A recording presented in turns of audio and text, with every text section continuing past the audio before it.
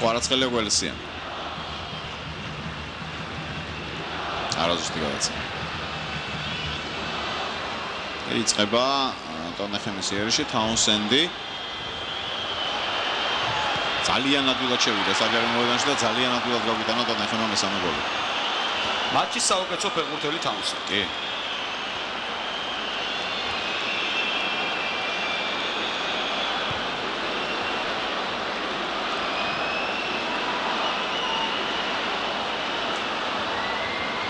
ძალიან სწრაფია.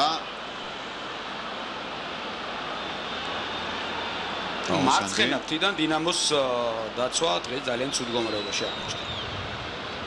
ხელი ვერ შეუშალა გველესიანმა თაუნსენდს. შემდეგ ვერც კვარაცხელია. უკვე